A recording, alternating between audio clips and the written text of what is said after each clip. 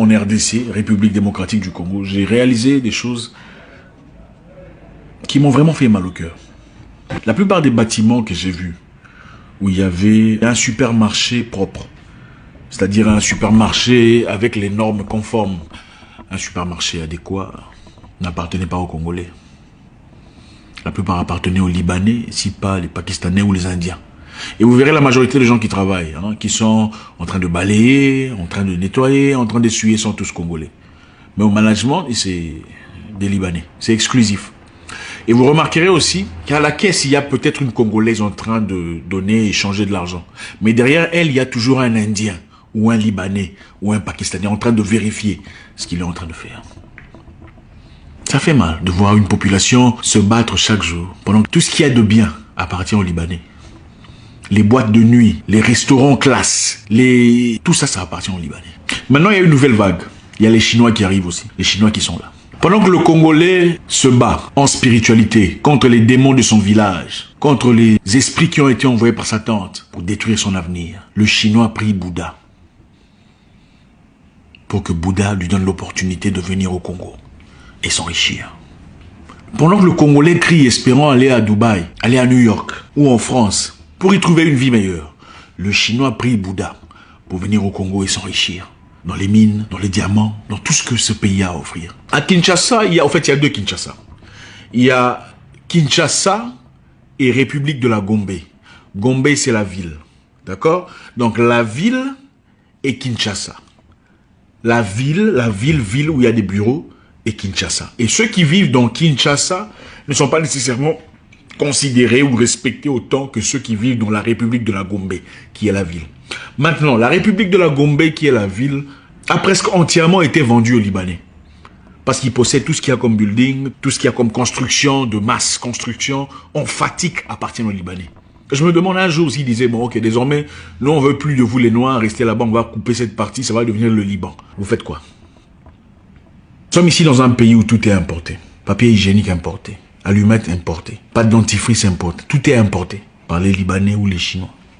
Le Chinois prie Bouddha pour qu'il quitte la Chine et qu'il vienne au Congo, achète des terres à Kinshasa, des terres où il travaille le sable. Je ne sais pas comment vous appelez ça techniquement. Le sable qu'on vend aux Congolais pour aller construire leur maison. Donc le Chinois quitte la Chine, il vient au Congo, achète vos terres à moins cher, travaille le sable et vous revend le sable pour vos propres constructions.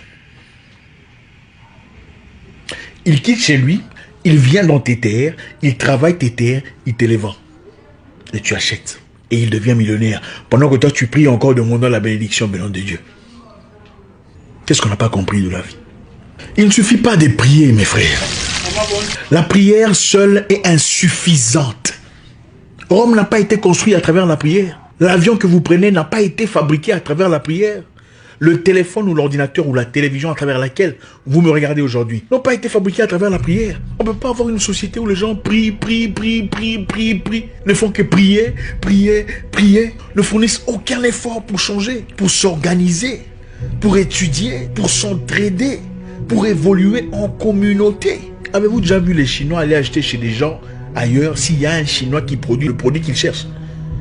Avez-vous déjà vu un Juif aller acheter ailleurs du pain, du sel, des aliments, des habits chez une autre personne s'il y a un Juif qui en vend? Il n'y a que les Noirs qui font ce genre d'histoire. Il faut se réveiller à un moment donné. Vous avez les terres, vous avez les plantes, vous avez tout ce qui est fertile, vous avez les sables. On vous fabrique les sables pour vos propres constructions. On a déjà été bénis. Vous êtes déjà bénis. Mais vous n'êtes pas intelligent parce que vous ne vous aimez pas. C'est aussi simple que ça. Quand il n'y a pas d'amour, il y a la comparaison, la compétition en tout et pour tout.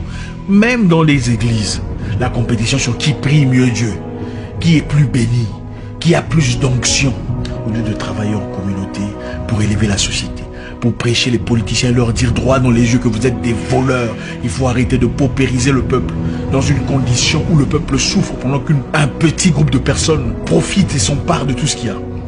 On est là, priant, espérant une bénédiction venant du ciel. Oh Seigneur, bénis-moi. Pendant 20 ans, vous priez contre les mêmes démons. Mais en attendant la méchanceté, la jalousie, la haine, personne ne vous interdit de prier. Mais la prière seule ne suffit pas. Même la Bible dit, après le 7e jour, Dieu prit un repos.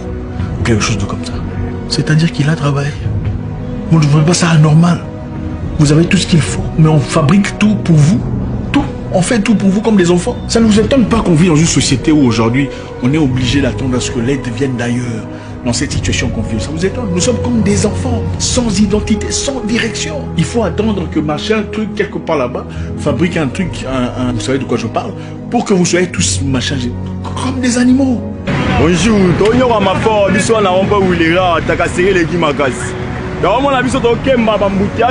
qu'est-ce qui nous est arrivé? Oui, la Bible a dit qu'il faut prier sans cesse, mais la Bible a aussi dit il y a un temps pour tout. Il y a un temps pour réfléchir, sans nécessairement réfléchir dans la spiritualité.